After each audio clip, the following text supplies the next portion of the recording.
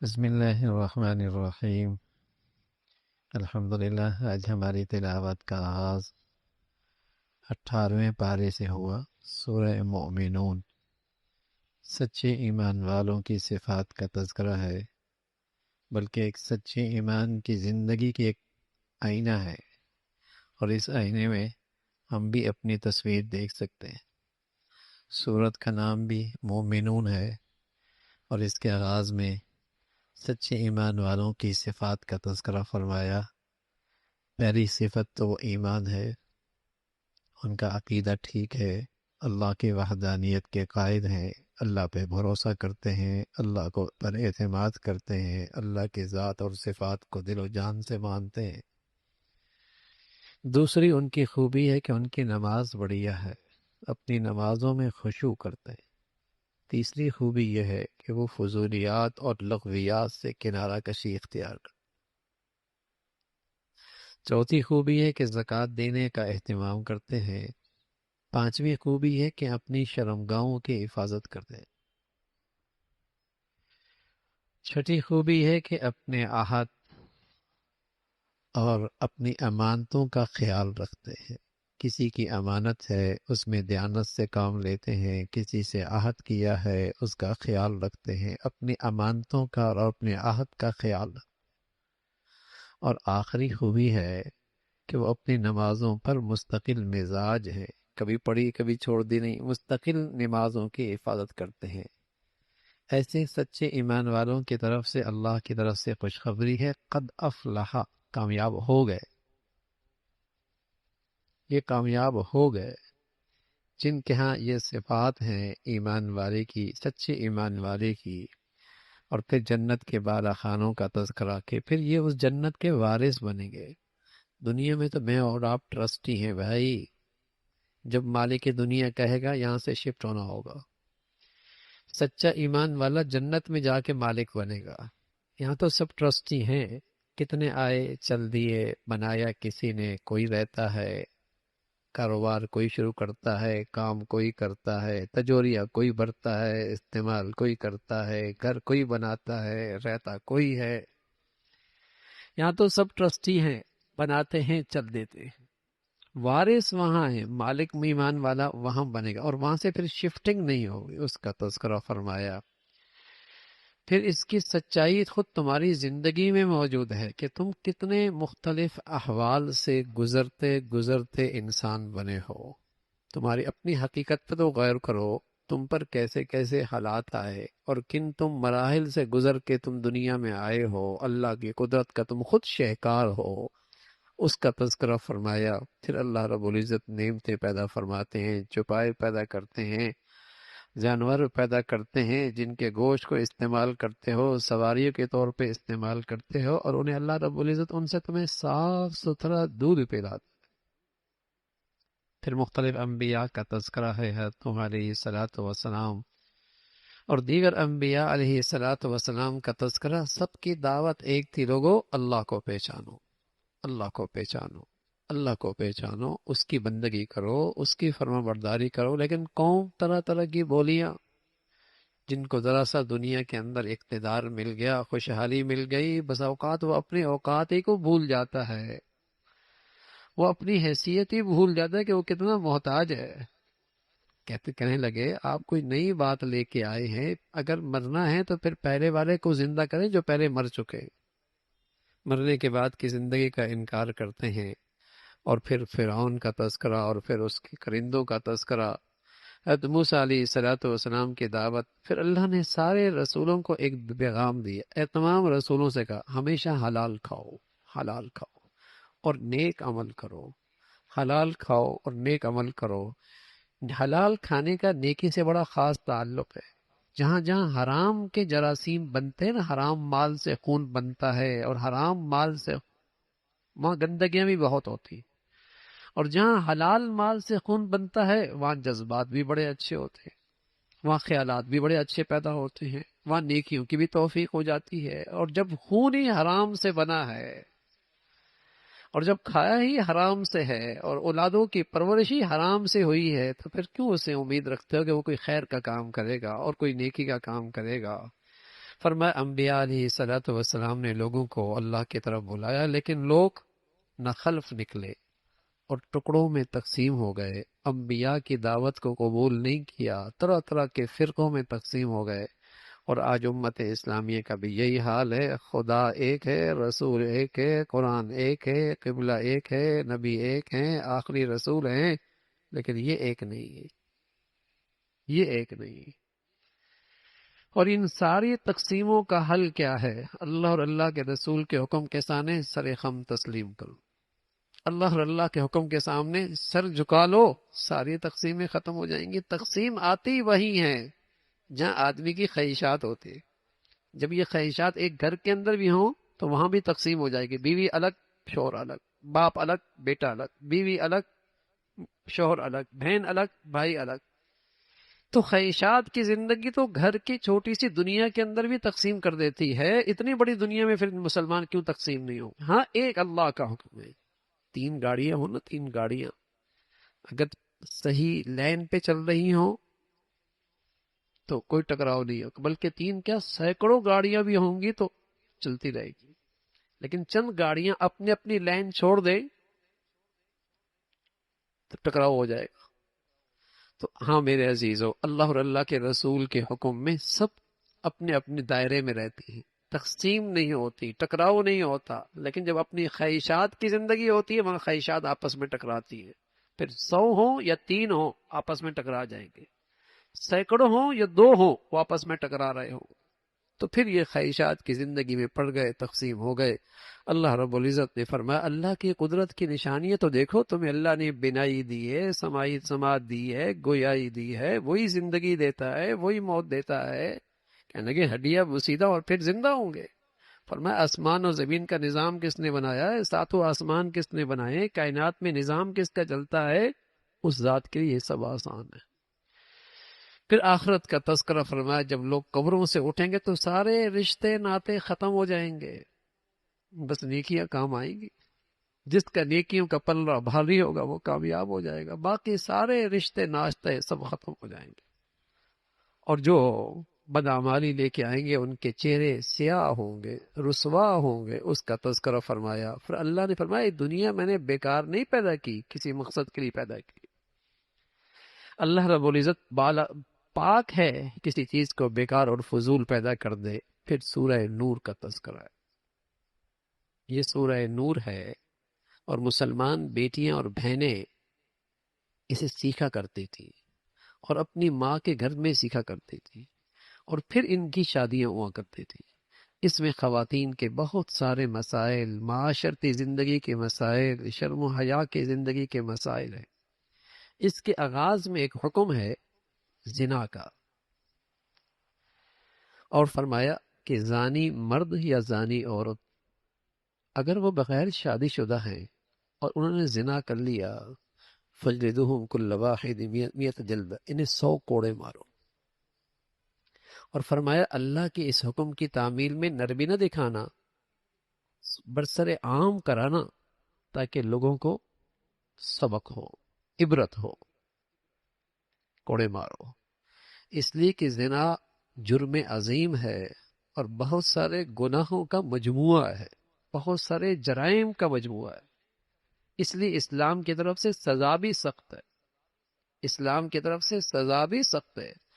اور اگر یہ شادی شدہ ہیں پھر اللہ کے نبی صلی اللہ علیہ وسلم فرمایا پھر انہیں پتھروں سے سنگسار کر دو۔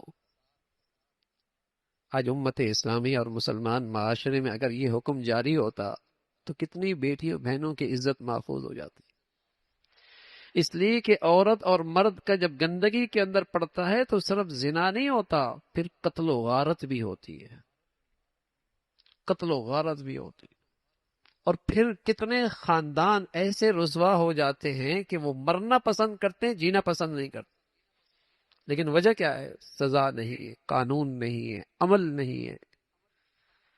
تو زانی کی سزا ذکر فرمائی، اور پھر فرمایا پھر جو گند ہے تو پھر ان کی طبیعت بھی گندے لوگوں کی طرف مائل ہوتی ہے، زانیہ کی طرف مائل ہوتی ہے، مشرکہ کی طرف ان کی طبیعت مائل ہوتی ہے۔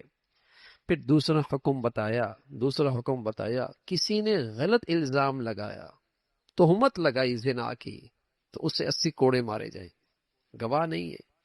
اسلام میں جہاں کسی جرم کی سزا سخت ہے تو پھر وہاں اس جرم کے ثبوت کے لیے بھی اہتمام، بہت شرائط کڑی ہے، اس کے جرم کے ثبوت کی شرائط بھی بڑی کڑی ہے۔ 4 گواہوں کے بغیر یہ جرم ثابت نہیں ہوگا۔ ہاں اگر خود اقرار کر لے، خود اعتراف کر لے، لیکن جب جرم ثابت ہو گیا پھر اسلام کہتا ہے اب سزا جاری کرو، اب معافی نہیں، اب درگزر نہیں، اب سزا دو۔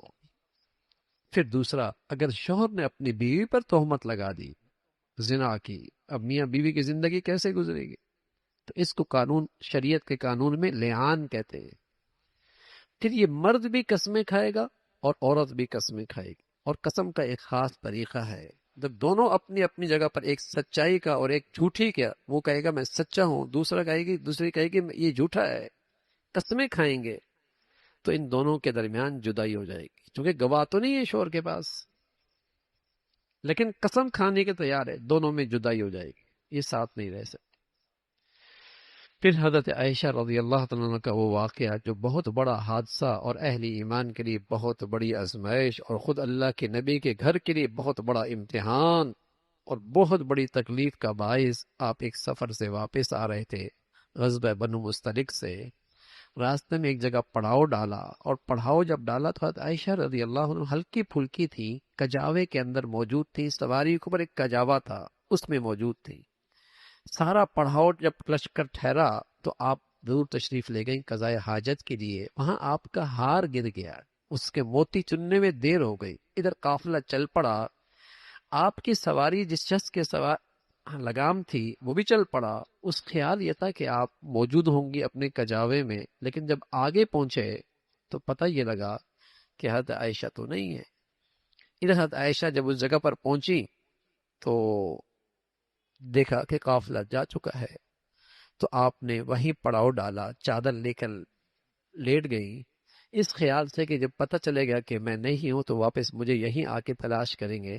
حضور علیہ الصلوۃ والسلام کا معمول تھا کسی ایک صحابی کو پیچھے بھی چھوڑا کرتے تھے، کوئی گری پڑی چیز ہو تو وہ اٹھا کے لے کے آئے۔ حضرت صفوان رضی اللہ عنہ پیچھے سے آئے، اور حضرت عائشہ فرماتی ہیں کہ پردے سے پہلے جب تک پردہ نہیں تھا تو انہوں نے مجھے دیکھا ہوا تھا، لیکن جیسے ہی وہ آئے تو انہوں نے فوراً پڑھا انا للہ و انا الیہ راجعون، کہ آپ پیچھے رہ گئی، قافلہ چلا گیا۔ فرمایا اس کے سوا میں نے ان سے اور کوئی بات نہیں سنی۔ انہوں نے سواری بٹھائی، میں سواری پہ بیٹھ گئی، انہوں نے کوئی اور بات نہیں کی، انہوں نے اپنی نظریں جھکائی، میں بھی بیٹھ گئی سواری پہ، لگام لے کر مدینہ چل پڑے۔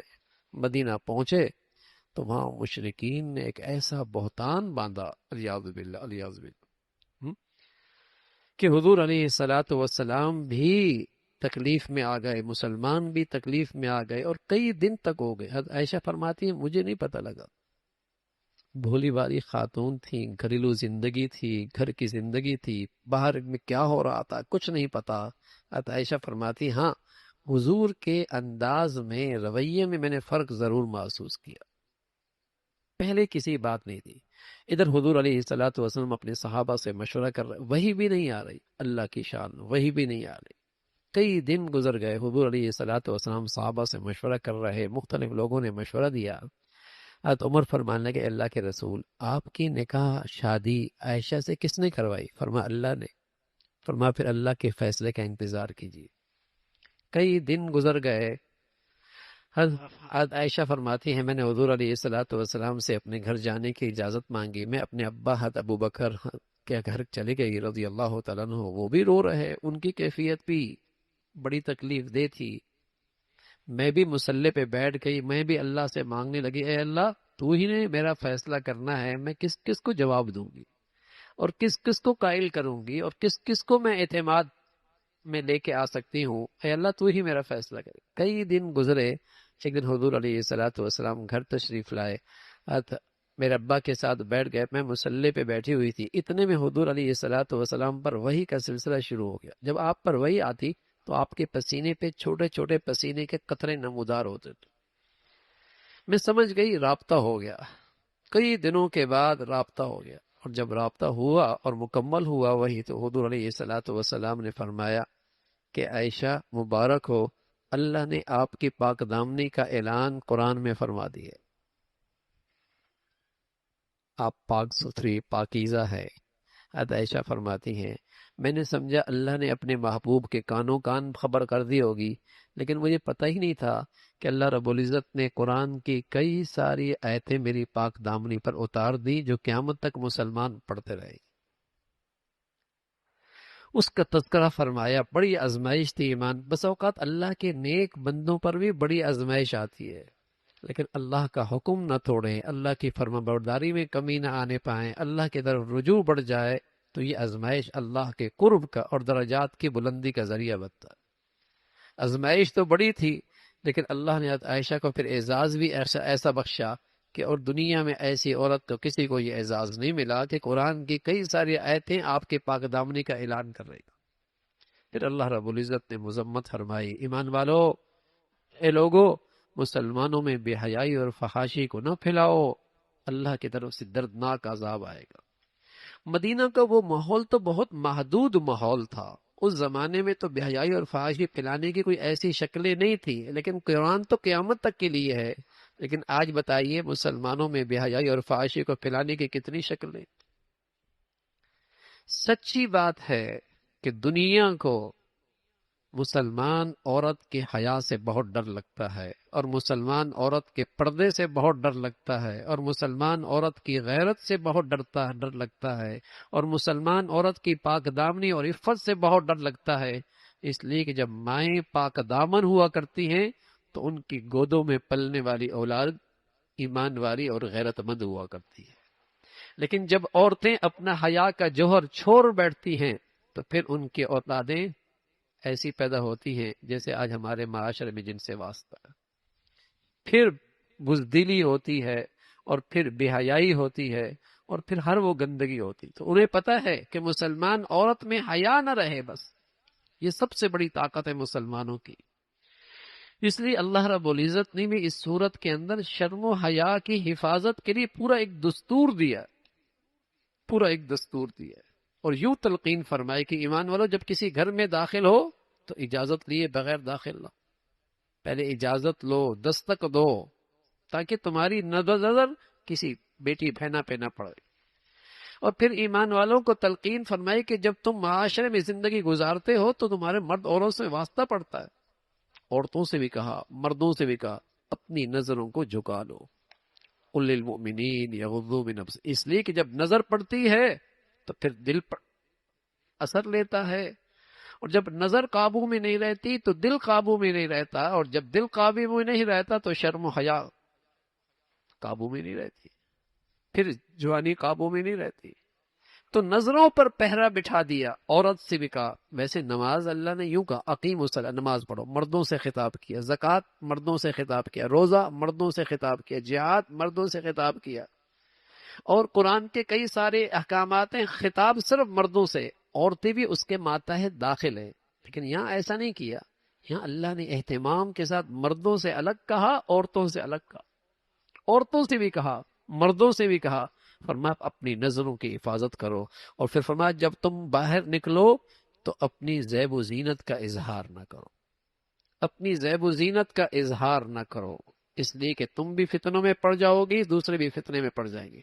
اپنے چہرے پہ ایک بڑی چادر لے لیا کرو. اچھا، دو چیزیں خاص طور پہ زیب و زینت کی ہوتی ہیں، بلکہ تین چیزیں، ایک چہرہ، ایک سینہ، ایک عورت کے بال. ہاں، اور آج یہ تینوں چیزیں کھلی ہوئی ہوتی ہیں. چہرہ بھی کھلا، سینہ بھی کھلا ہوا، بال بھی کھلا ہوا، اور کہلانے میں سب مسلمان عورتیں، کہنے میں سب مسلمان عورتیں. یہ ایسی برائی ہو گئی کہ اب تو اس برائی پہ کچھ کہنا بھی برا لگتا ہے. ہاں، لوگوں کو اچھا نہیں لگتا یہ بات، اس لیے کہ برائی بھی اب سر چڑھ کے بول رہی ہے نا، سر چڑھ کے بول رہی ہے. ہماری پوری اس نظام تعلیم کا اثر پورے معاشرے پہ ہے کہ مرد عورت اکٹھے. جب مرد عورت اکٹھے ہیں تو دونوں کے اندر سے شرم و حیا کے جراثیم ہی نکل جائیں گے، پھر انہیں یہ برائی نہیں لگے گی. حالانکہ اسلام کیا کہتا ہے، مسلمانوں کا قرآن کیا کہتا ہے، مسلمانوں کا دین کیا کہتا ہے. اور پھر آگے تلقین فرمائی، ہاں، زیب و زینت کا اظہار کرنا اپنے شوہر کے سامنے کرو، اپنے گھر جو محرم مرد ہیں ان کے سامنے جائز ہے. تم تو اتنا احتیاط کرو کہ اسلام نے تمہاری آواز کا بھی خیال رکھا ہے. مرد سے کہا اذان دو، عورت سے نہیں کہا. تمہاری آواز بھی ایسی ہے، اللہ نے اس میں ایک کشش رکھی ہے. پھر فرمایا جو نکاح کے قابل ہیں ان کا جلدی نکاح کر لیا کرو، اس لیے کہ اگر تم نکاحوں میں تاخیر کرو گے یا نکاح مہنگے کر دو گے تو زنا سستے ہو جائیں اور زنا عام ہو جائے گا. حلال کام جلدی کر لو نا، اس میں آسانی پیدا کرو. اگر تم نے اسے مہنگا کر دیا، تاخیر کر دی، تو بدکاریاں شروع ہو جائیں گی. اب کہتے نہیں اب پاؤں پہ تو کھڑا ہو جائے، وہ بیچارہ پاؤں پہ کھڑا ہوتے ہوتے کمر میں درد شروع ہو جاتی، جوانیاں یہ ختم ہو جاتی. تو یہ شرم، معاشرے کو شرم و حیا پہ رکھنے کے لیے پورا ایک نظام دیا ہے اسلام نے. نکاح جلدی کر لو، اس کا تذکرہ فرمایا. پھر اللہ کے گھر مساجد کی تذکرہ فرمایا، ایمان والوں کا تذکرہ فرمایا کہ ایمان والے بازاروں میں بھی جاتے ہیں، تجارت بھی کرتے ہیں، زراعت بھی کرتے ہیں، کھیتیاں بھی کرتے ہیں، کاروبار بھی کرتے ہیں، لیکن اپنے اللہ کو نہیں بھولتے. اللہ کو نہیں بھولتے. جیسے وہ مسجد میں ہوتا ہے اللہ کو راضی کرتا ہے، بازار میں بھی اللہ کو راضی کرتا ہے. جیسے وہ بیت اللہ میں اللہ کو راضی کرتا ہے، کارخانے کے اندر بھی اللہ کو راضی کرتا ہے. مسلمان دو رنگی نہیں ہوتا بھائی، کہ بیت اللہ تو جائے گا سود نہیں چھوڑے گا، ہاں، مسجد تو جائے گا جھوٹ نہیں چھوڑے گا، جنازوں میں تو جائے گا لیکن شادیوں میں ہندوانہ رسم و رواج نہیں چھوڑے گا. مسلمان دو رنگی نہیں ہوتا، مسلمان ایک رنگ ہوتا ہے. جیسے مسجد میں ہوتا ہے ایسا بازار میں ہوتا ہے، جیسے بیت اللہ میں ہوتا ہے ایسے کارخانے میں ہوتا ہے، جیسے جنازوں میں ہوتا ہے ایسے شادیوں میں ہوتا ہے. وہ ہر حال میں اپنے اللہ کو راضی کرتا. اسی کا تذکرہ فرمایا ہے. مسلمان تجارت کرتا ہے، کاروبار کرتا ہے، لیکن اپنے اللہ کو نہیں بھولتا. اس کا تذکرہ فرمایا، اللہ کی بڑائی.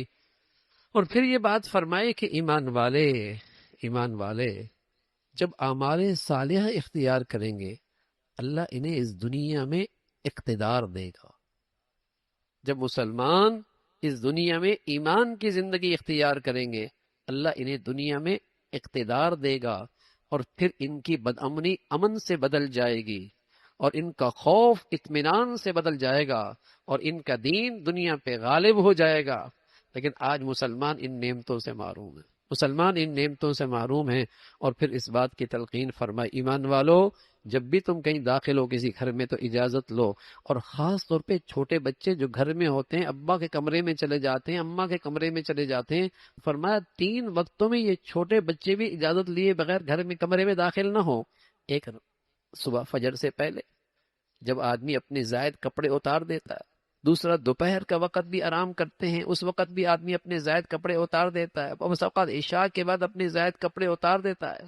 فرمایا ان وقتوں میں چھوٹے بچے بھی اجازت لے کے داخل ہوں تاکہ ان کے سامنے، آنکھوں کے سامنے کوئی ایسا منظر نہ آئے جو ان کے شرم و حیا کے لیے خطرے کا باعث بنے. لیکن اب تو ہمارے بچوں کے ہاتھوں میں جو چیز ہوتی ہے پتہ نہیں کہاں کہاں دیکھ رہے ہوتے ہیں اور کیا کچھ دیکھ رہے ہوتے ہیں. آپ یہ دیکھیں کہ اسلام نے مسلمانوں کی بچیوں کی شرم و حیا کا کتنا لحاظ رکھا. ہاں جب بالغ ہو جائیں تو جیسے دیگر بالغ ہیں وہ اجازت لے کر گھر میں داخل ہوں. پردے کی تلقین مسلمان عورتوں سے ہے، ہاں، لیکن اگر کوئی عورت بوڑھی ہو گئی اور ایسے بڑھاپے پہ چلی گئی کہ اب اسے شادی کی امید نہیں ہے تو اس کے چہرے کا پردہ نہیں ہے، وہ اپنا چہرے کا کھول سکتی ہے، اس کے لیے پردہ نہیں ہے. لیکن ساتھ قرآن کہتا ہے اگر وہ بھی کر لے تو بہت اچھا ہے. سبحان اللہ، اگر وہ بھی کر لے تو بہت اچھا ہے. اس کا تذکرہ فرمایا. پھر اللہ رب العزت نے بتایا کہ جب تم کسی اہم کام پہ، دینی کام پہ اکٹھے ہو، کسی بڑے کی مجلس میں بیٹھے ہو تو اس مجلس کا ادب ہے کہ پھر وہاں سے اجازت لے کر باہر جاؤ. پھر سورہ فرقان کا تذکرہ ہے. اللہ کا کلام فرقان، قرآن کا ایک نام فرقان بھی ہے. ان لوگوں کی مذمت فرمائی جو اللہ کے غیر کی پرستش کرتے ہیں. فرمایا وہ تو خود پیدا ہوئے ہیں، وہ کیا پیدا کریں گے، نہ نفع دے سکتے ہیں نہ کسی کا نقصان کے مالک ہیں. لیکن وہ رسالت کا انکار کرتے تھے مشرک، کہتے تھے یہ کیسا رسول ہے، کھاتا بھی ہے، پیتا بھی ہے، بال بچے بھی ہیں. ہاں، اس قسم کے اعتراضات آپ کی نبوت پر. تو اللہ رب العزت نے فرمایا کل پتہ چل جائے گا حق سچ کا جب جہنم میں جائیں گے جس کی آواز دور سے آئے گی، اور جن کی یہ دنیا میں عبادت کیا کرتے تھے اللہ تعالیٰ ان کو بھی بلائیں گے کیا تم نے ان سے کہا تھا کہ تمہاری یہ عبادت کریں؟ وہ کہیں گے اللہ تیری پناہ، تو پاک ہے، ان کو تو ہم نے اللہ آپ کی وحدانیت اور آپ کی بندگی کی طرف بلایا تھا، اسی کا تذکرہ فرمایا دنیا میں جو بھی رسول آیا اور جو بھی نبی آیا وہ کھاتا بھی تھا، پیتا بھی تھا، بشری تقاضے اس کے ساتھ تھے، لیکن وہ اللہ کا رسول تھا۔ اللہ تعالیٰ بھائی عمل کی توفیق نصیب فرمائے۔ سبحان